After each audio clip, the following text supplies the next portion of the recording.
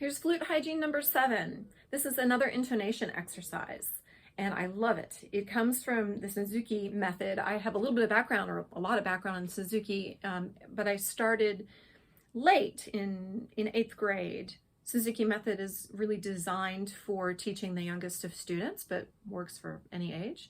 I'd already played music for a long time and read music, but I started my lessons in 8th grade with Rebecca Paluzzi. This is one of the first exercises on flute I ever really practiced. And it teaches us to match C sharp, which is a notoriously not just out of tune note, but it's also like the color of the note changes. So the good news is when you find where C sharp lives, I always kind of say it lives in this like little, very tiny house.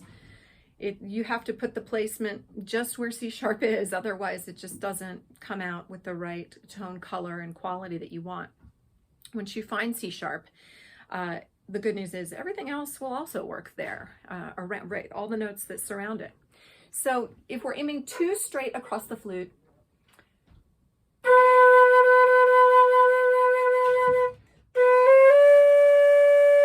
C sharp will sound exceptionally bad. It'll sound worse than the other notes around it. So if we bring the airstream a little bit angled more towards this outer edge, you will find the placement of where it needs to be angled.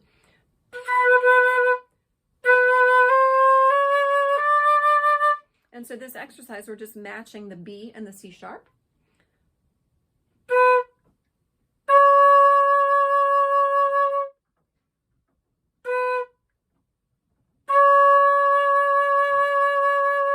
And then with a slur up the chromatic scale from B to D.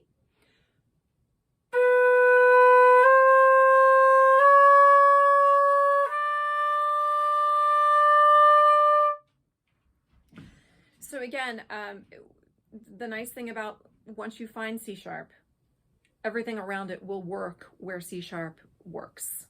So we can eliminate that ugly C sharp sound. If you happen to have the C sharp trill key, this is not on it's on more and more student level flutes all the time actually, but if you have a C sharp key, boy, this is a great exercise because this is like acoustically the perfect C sharp. This is a nice sounding C sharp.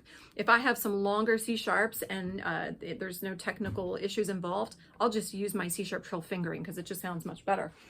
So if you have a C sharp trill, you can alternate between B and C sharp using just the C sharp trill.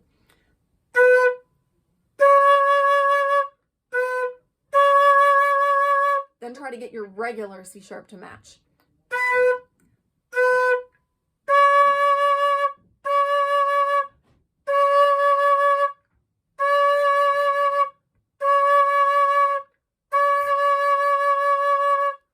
So this is a really fantastic way to practice where is C sharp on our flute, where is it sounding best in tune, and like always, you can work with a tune or two. So have fun with this exercise.